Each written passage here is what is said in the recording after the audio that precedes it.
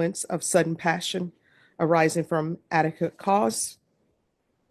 It states that punishment to be assessed at 80 years in the prison, and there is no fine. Does anyone wish to have the jury polled? Nothing to say, Your Honor. Yes, Your Honor. All right, ladies and gentlemen, I'm first going to start with your unanimous decision stating that there was no finding of sudden passion. If that is your verdict, I'll need you to respond yes. Does everyone understand? We'll start on the end. Is this your verdict? I'm sorry? Is this your verdict? Yes. Is this your verdict? Is this your verdict? Is this your verdict? Yes. Is this your verdict? False. I'm on the back row. I'm sorry. Is this your verdict on the back row? Is this your verdict? Is this your verdict? Is this your verdict? Is this your verdict? Yes. Is this your verdict? Is this your verdict? With regards to the sentence of 80 years in the prison and no fine, if this is your verdict, I need you to answer yes. Does everyone understand? Is this your verdict? Is this your verdict? Yes. Is this your verdict? Yes. Is this your verdict? Yes. Is this your verdict? Back row, is this your verdict? Is this your verdict? Is this your verdict? Is this your verdict? Is this your verdict? Yes. Is this your verdict? Is this your verdict? All right, ladies and gentlemen, I'm going to have you go back to the jury room and I'll meet you back there shortly. Everyone, please rise for the jurors. All right, everyone, please be seated. All right, Mr. McIntyre, the jury found you guilty of murder.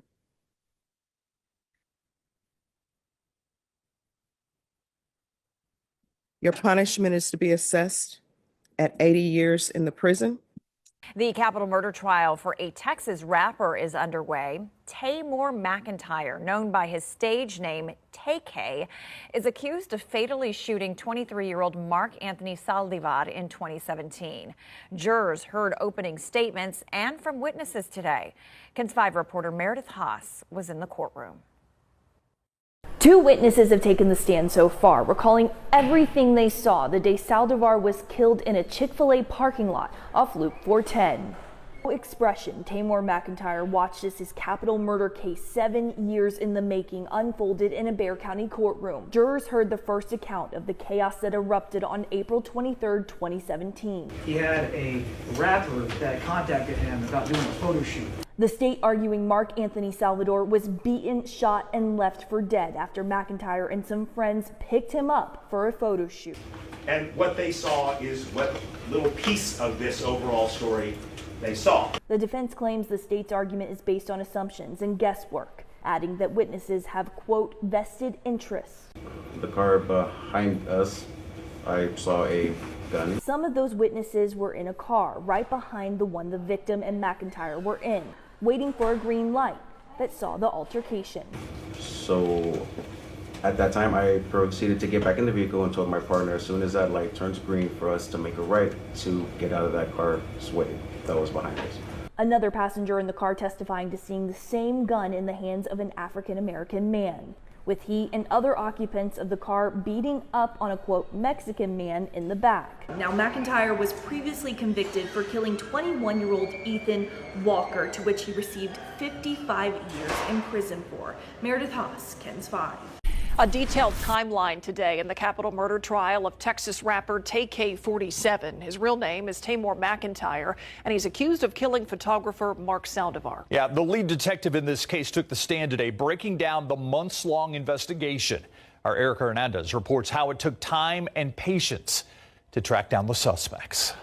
After the murder of Mark Saldivar on April 23, 2017, SAPD Detective Raul Juarez was tasked with finding the suspect. I had applied for a search warrant for the victim's phone, and in reviewing his phone records, after having spoken to his mother, I knew the approximate time he left home, and I knew the approximate time where he was murdered.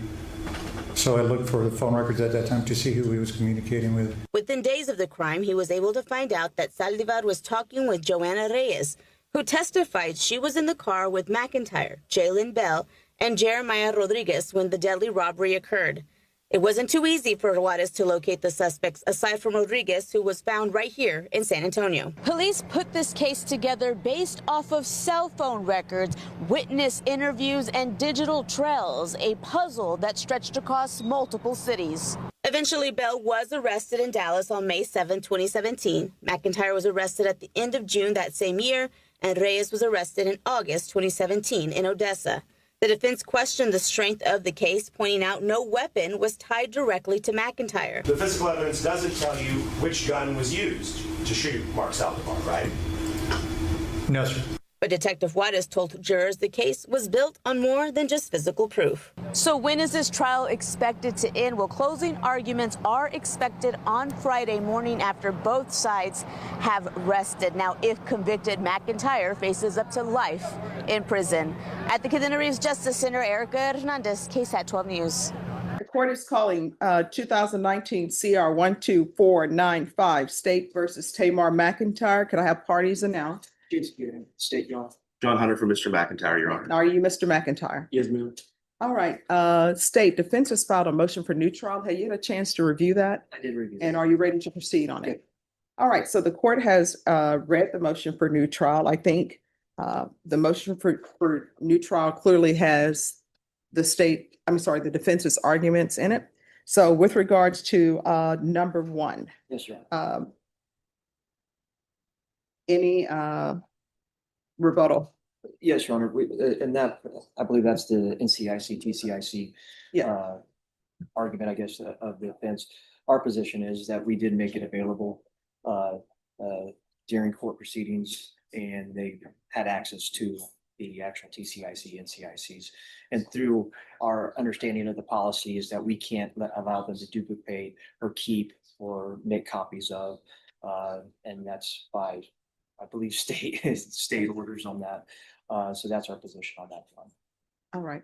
Megan Dowling for the state. Just briefly, if I could address that point, and I want to reiterate the arguments that I made at trial, which is that 411.083 of the Texas Government Code is what governs the dissemination of the criminal histories.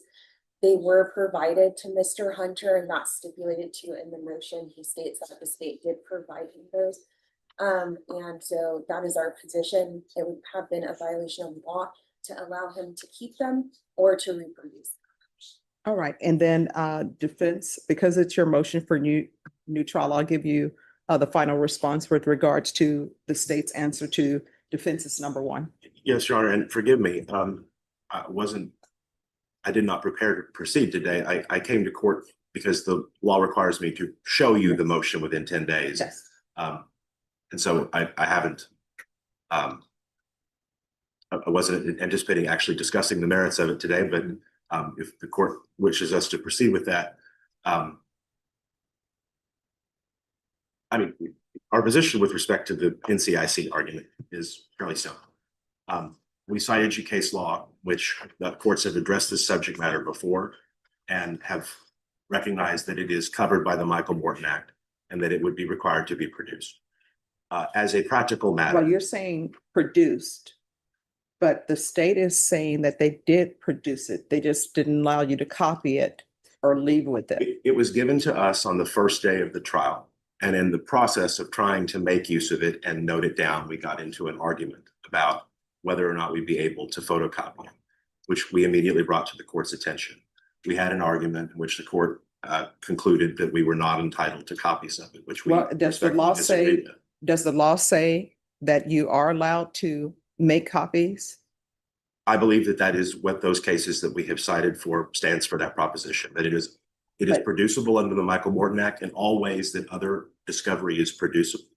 The state's contention that there is a statute that privileges it from disclosure, I think, is being misinterpreted. Okay, they're not saying, and correct me if I'm wrong, they're not saying that it doesn't prohibit them from disclosure. They're saying, yes, we do disclose it to you, but you're not allowed to copy it or leave the courtroom with it. Am I misinterpreting what's being said? That is their argument. Yes. All right. So we just disagree with that position. I don't think the law supports it. And we also would maintain, as we maintained at the trial, that as a consequence of, well, let me rephrase that.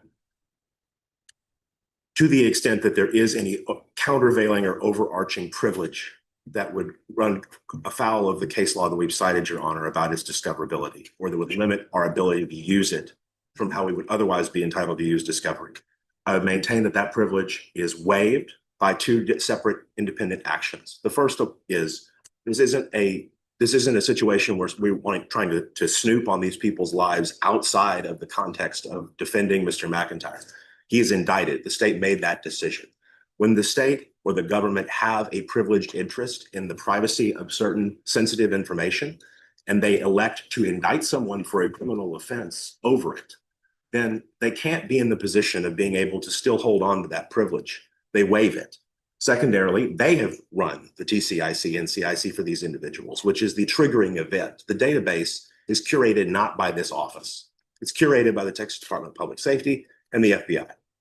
They query that database. They are only allowed to query that database if they have a good faith reason to do so in the execution of their duties and responsibilities as members of the district attorney's office.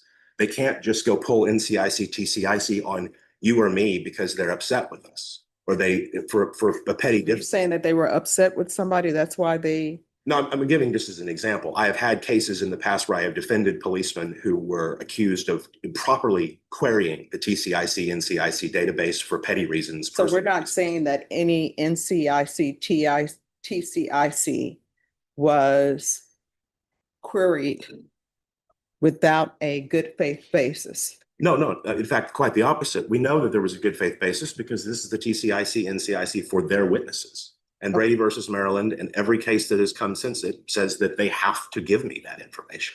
That Okay, is a so requirement. then the So- main argument, and so let's stick with what the argument is.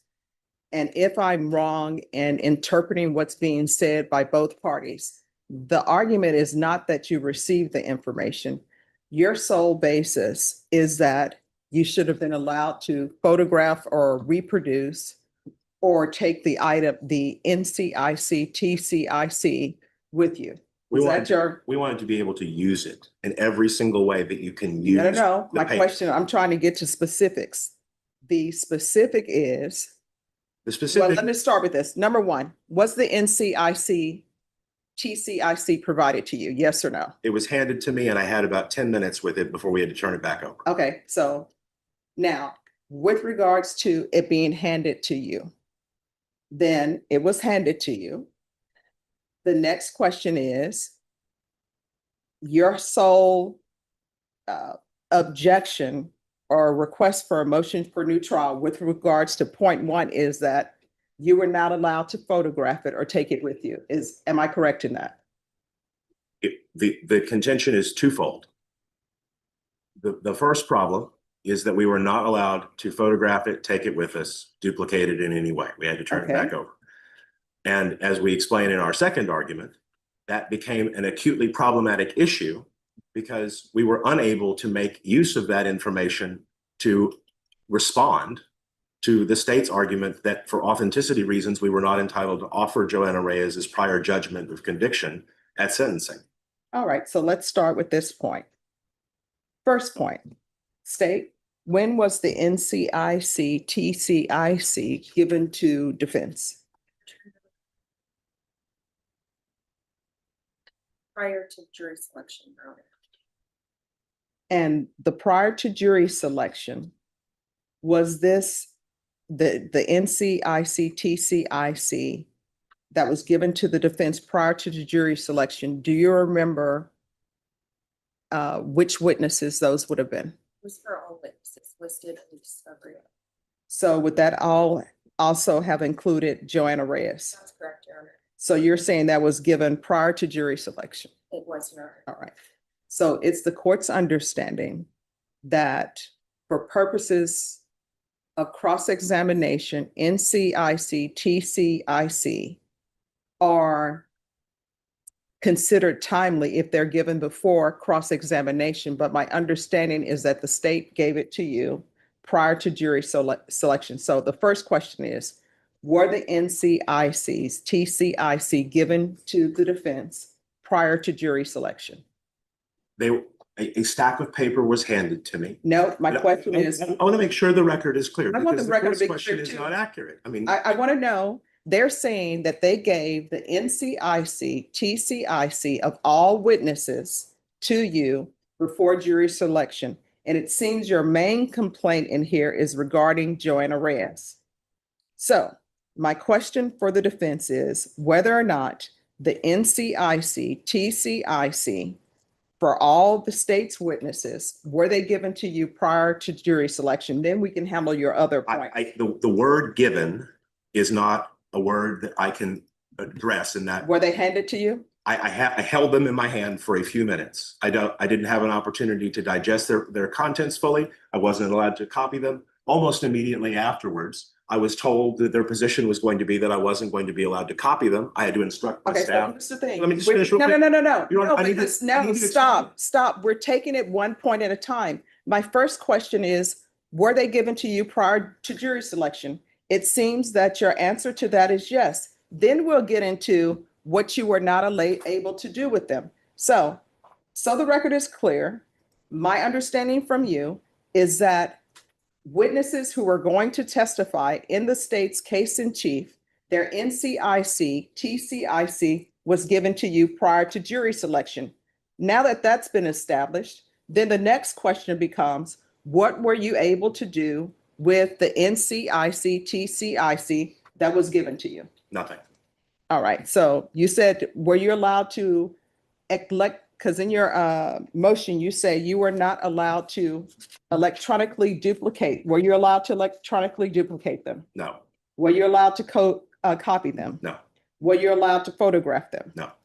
And I'm taking that straight from your motion. So state, with regards to the NCIC, TCIC that was handed over to the defense, you're saying it was all of your witnesses in the case in chief. Yes, Your Honor. The defense is saying they were not allowed to electronically duplicate, copy, or photograph any of the NCICs, TCICs. Now, why were you not allowing the defense to either electronically duplicate, copy, or photograph the NCIC, TCIC? Because I didn't want to be charged with a misdemeanor offense. All right, and where are you obtaining that from, the fact that you would be charged? Your Honor, I previously stated, there are two subsections of law that govern the dissemination of criminal histories. The first being Title 28, Part 20 of the Code of the Federal Regulations, and then the second being 411.083 of the Texas Government Code. All right, so the state is saying that they could not allow you to electronically duplicate, copy, or photograph based upon Title 28 of the Federal Code and also Chapter 4 of the Government Code. What is your response? Several things. First, we do not believe that those provisions prohibit a defense lawyer from taking possession of the criminal histories for the purposes of defending a man at trial. That is not the purpose of those laws. That is our position. Secondly. All right, let me just stop you for a moment. When you say taking possession of it, what do you mean by it doesn't prohibit you from taking possession? What is your definition of taking possession of the NCIC, TCIC, as you see it? A lawyer should be able to keep the paper with him for the course of the trial so that it can be read, it can be understood, and it can be researched further. All And right. none of those things were able to be accomplished. I was unable to finish reading the histories. I was unable to digest their contents or understand them or make any meaningful use of them. I was unable to copy them so that I could do that when we weren't in court at recess at any point. All right, so when you say taking possession, you mean keeping the paper. And when you say keeping the paper, for the record, we're talking about the NCIC, TCIC. When you say keeping the paper, do you mean leaving the courtroom with the paper? I mean, right, I could not leave the courtroom with the paper. I could not photocopy the paper.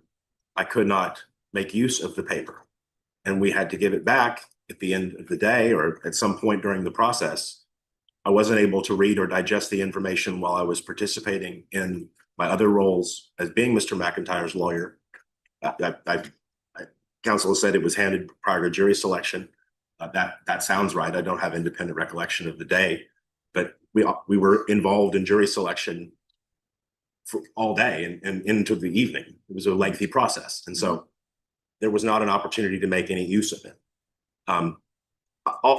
Also, I can just say, Your Honor, in both federal and state trials that I have participated in, I have never had this issue come up before. I have had prosecutors with the Department of Justice hand me the Jenks material, which would include the criminal history material, prior to the commencement of trial. I understand that the Jenks Act similarly narrows that compulsory moment of disclosure to when the witness is passed for cross-examination, but almost every judge in the United States has recognized that while that law may be that that's when it must be produced, that isn't a fair system. It doesn't provide for meaningful cross-examination. Okay, then somebody needs to change the law. And counsel, I'm sure as you're aware, sometimes people do things that are inappropriate legally, but they do them and nobody ends up saying anything. Nobody ends up charging anybody within anything. But in this court, I'm just here, Mr. McIntyre, to listen to arguments and follow the law. That's my role here as far as this case is concerned, because the jury trial is the parties that made the decision. But Your Honor, what I'm saying is I don't think that the law has to be changed, because I don't think that the law comes to this conclusion. I think that the conclusion the state's asking you to draw from it is not what the law means in its full synthesis, and that the court's responsibility is to allow the lawyers to be able to provide a meaningful defense to the defendant, which includes having access to the impeachment material that is involved in the case. And in particular, Your Honor, what I think we also need to draw clearly is that this isn't just about the general frustration, although there is that general frustration of not having the ability to use that information and have it on counsel table's desk at the exact time that we are in cross-examination or preparing the evening before with that information. Those things all occurred. And so there is a global harm there. But the specific and acute harm, and the reason why a new trial should be granted in this case, is because, as ground two establishes, we have a situation here where the prosecution has misrepresented the criminal history of its most important witness and did nothing to correct that record, even though the very documents we are talking about here, the TCIC, NCIC records, are the proof that it was a misrepresentation. And so that's what really ties this thing together, is that the TCIC, NCIC is being used as both a shield and a sword against the defense. And that's not its purpose. That's the bigger overarching issue here. And certainly with respect to both constitutional law, as it pertains to what due process of law for a criminal defendant means, and in terms of the full synthesis of why these laws exist and what their purpose is and how those things are supposed to operate, it simply is not the case that the court could not authorize the defense to have access to that information during the proceedings. And we were amenable then, we told the court we were amenable then, that we would have taken it under protective order. But that option was not explored. All right, so with regards to the defense request for a motion for new trial under point 1, that will be denied.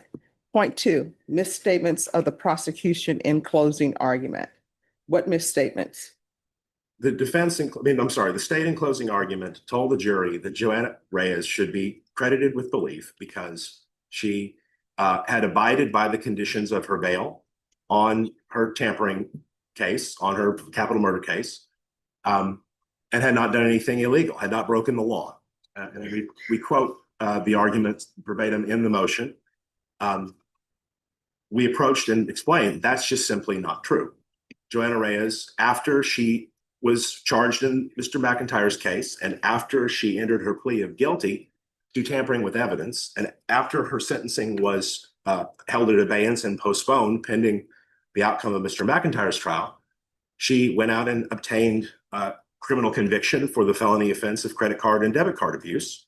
She was also arrested and charged with unlawful carry of a weapon. That case was dismissed because she pled to a different offense.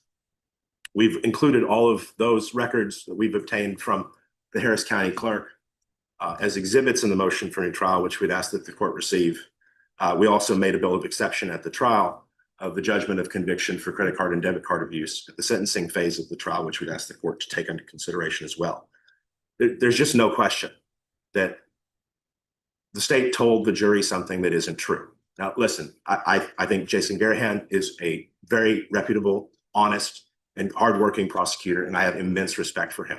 I don't know why they said this, but it's just not true. It's objectively All right, false. response. Well, Your Honor, with respect to the statement, I trust that their motion states what I said during argument, which is closing argument during the guilt innocence.